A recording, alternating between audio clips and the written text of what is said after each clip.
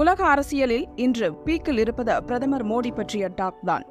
அவர் செய்த மாயாஜாலம் உலக தலைவர்களை வாய்ப்பிழக்க செய்திருக்கிறது. அதெப்படி போரில் உக்கிரம் காட்டும் ரஷ்யாவுக்கும் போகிறார், அடுத்த மாதமே போரில் உருக்குலைந்த உக்ரைனுக்கும் போகிறார். அவர் வருகையை ரஷ்யா கொண்டாடியது, இப்போது உக்ரைனும் கொண்டாடி மகிழ்கிறது.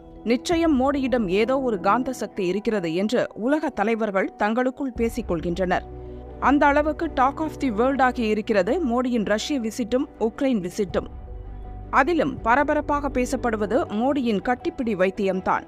பற்றி எரியும் போரையே நிறுத்தும் அளவுக்கு அருமருந்தாய் மாறி இருக்கிறது அந்த வைத்தியம். போர் பூமியில் மோடி அப்படி என்ன செய்தார்?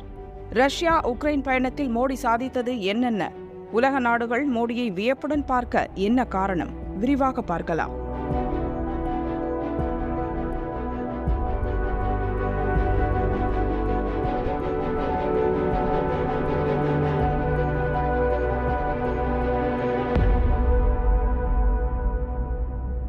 சோவியத் யூனியனிலிருந்து பிரிந்து சென்ற உக்ரைனை எப்படியாவது கைப்பற்றிவிட வேண்டும் என்பது ரஷ்யாவின் ஆசை.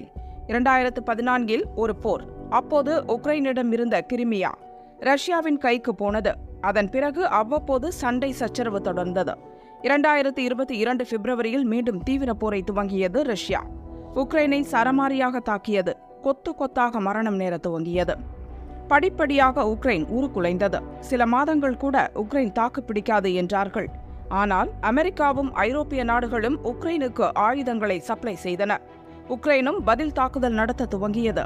கிட்டத்தட்ட 2.5 ஆண்டு உருண்டோடிவிட்டது. இன்னும் உக்ரைன் போர் முடிந்த பாடில்லை. இந்த போரால் உலக நாடுகளுக்கு மிகப்பெரிய தலைவலி. பொருளாதாரம் அடிவாங்கியது. இன்னும் அதன் தாக்கம் உலக பொருளாதாரத்தில் எதிரொலிக்கிறது. பல நாடுகளின் விருப்பம் போரை முடிவுக்கு கொண்டு வருவதுதான் என்றாலும் அதற்கான வழி தெரியவில்லை. காரணம் ரஷ்ய அதிபர் புட்டினின் குணம். அவர் அவ்வளவு எளிதில் அணுகக்கூடிய நபர் அல்ல. தனது முடிவில் விடாப்பிடியாக இருப்பவர். யார் பேச்சுக்கும் அவ்வளவு எளிதில் செவிசாய்த்து விட மாட்டார். அதே நேரம் உக்ரைன் அதிபர் ஜெலன்ஸ்கி உலக நாடுகளின் ஆதரவை கோரினார். போரை முடிவுக்கு கொண்டு வர வேண்டும் என்று கேட்டுக்கொண்டார். போர் பாதித்த உக்ரைனுக்கு பல நாடுகள் ஆதரவு. ரஷ்யாவுக்கு சீனா உள்ளிட்ட சில நாடுகள் ஆதரவு. இந்தியாவோ 2 நாடுகளுக்கும் நண்பன். போரில் யாருக்கும் ஆதரவு தெரிவிக்கவில்லை. அதே நேரம் அமைதியான முறையில் போரை முடிவுக்கு கொண்டு வர வேண்டும் என்பதில் இந்தியா முதலில் இருந்தே உறுதியாக இருந்தது. இப்படி ஒரு பரபரப்பான சூழலில்தான் கடந்த மாதம் மோடி ரஷ்யாவுக்கு பயணம் செய்தார். மேற்கு நாடுகளின் தலைவர்கள் அடுத்தடுத்து உக்ரைன் சென்று போர் பாதிப்பை பார்வையிட்டு வந்த நேரத்தில் மோடியின் ரஷ்ய பயணம் சில நாடுகளுக்கு எரிச்சலை உண்டு பண்ணியது. உலக நாடுகள் மோடியின் செயல்பாட்டை உற்று நோக்கிக் கொண்டிருந்தன. மோடியும் புட்டினும் அந்யோன்யம் காட்டினர். மோடியை புன்னகை சிந்த புட்டின் உற்சாகமாக வரவேற்றார். இருவரும் கட்டிப்பிடித்து பரஸ்பர அன்பை வெளிப்படுத்தினர்.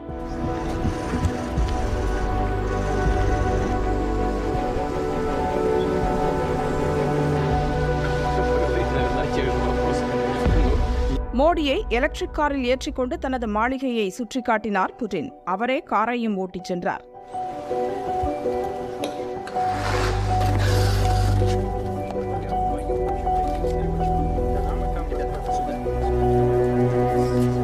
இந்த காட்சிகள் எல்லாம் அமெரிக்கா மற்றும் ஐரோப்பிய நாடுகளை எரிச்சல் அடைய செய்தன.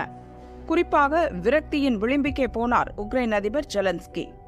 மோடியும் புட்டினும் கட்டிப்பிடித்ததை கடுமையாக சாடினார். உலகின் மிகப்பெரிய ஜனநாயகம் கொண்ட நாட்டின் பிரதமர் உலகின் மிக மோசமான இரத்தக்கரை படிந்த அதிபரை கட்டிப்பிடிப்பதை தன்னால் ஏற்க முடியவில்லை என்று வெளிப்படையாக சொன்னார். மோடி புட்டின் சந்திப்புக்கு முந்தைய தினம்தான் உக்ரைனில் உள்ள குழந்தைகள் மருத்துவமனை மீது ரஷ்யா குண்டு வீசியிருந்தது. அப்பாவி குழந்தைகள் பலர் மரணமடைந்தனர். இதை சுட்டிக்காட்டியும் ஜெலன்ஸ்கி மோடியை விமர்சனம் செய்தார். ஆனால் மோடி விமர்சனங்களை பெரிதுபடுத்தவில்லை.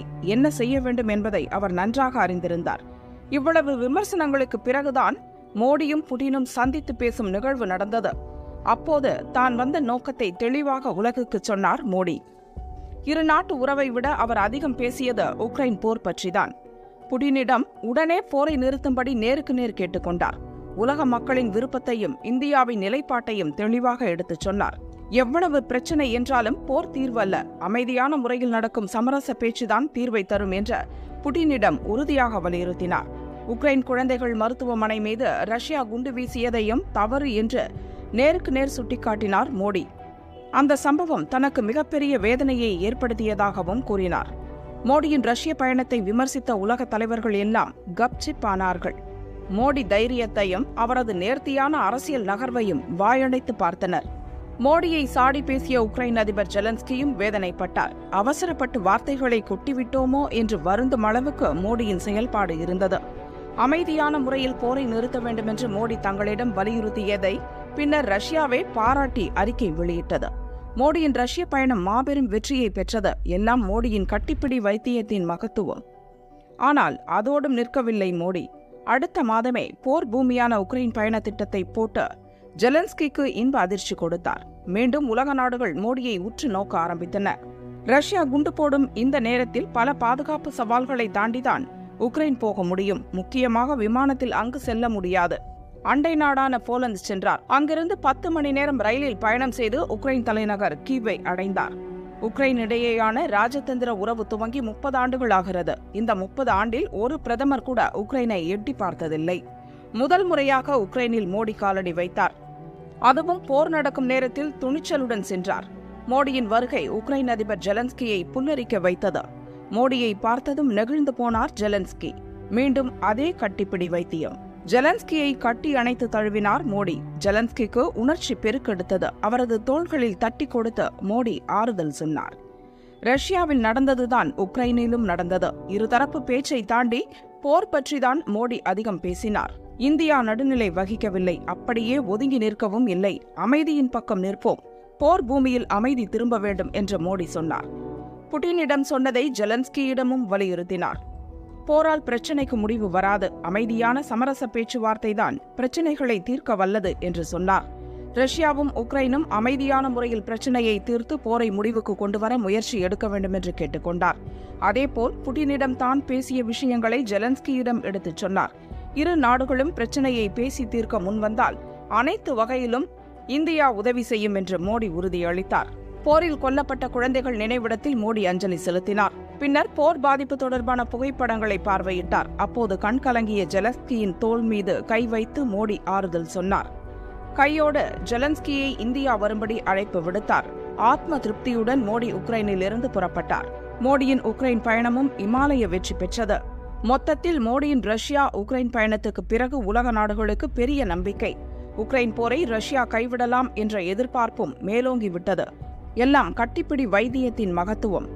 புட்டினை மோடி கட்டிப்பிடித்து போரை நிறுத்தச் சொன்ன பிறகு புட்டின் மனநிலையில் பல மாற்றங்கள் ஏற்பட்டிருப்பது கண்கூடு. இன்னொரு பக்கம் புட்டினை மோடி கட்டிப்பிடித்து விட்டாரே என்று வசைப்பாடிய ஜெலன்ஸ்கியை உணர்ச்சி பெருக்கில் மூழ்கடித்ததும் அதே கட்டிப்பிடி வைத்தியம்தான். ஜெலன்ஸ்கியை மோடி கட்டிப்பிடித்த போது அவருக்கு மிகப்பெரிய ஆறுதல், ஆசுவாசம் கிடைத்தது. அடிமனதில் மாபெரும் நம்பிக்கை துளிர்விட்டது. மொத்தத்தில் மோடியின் கட்டிப்பிடி வைத்தியம் ஒரு போரையே முடிவுக்கு கொண்டு வரும் அளவு சக்தி வாய்ந்ததாக மாறியிருக்கிறது.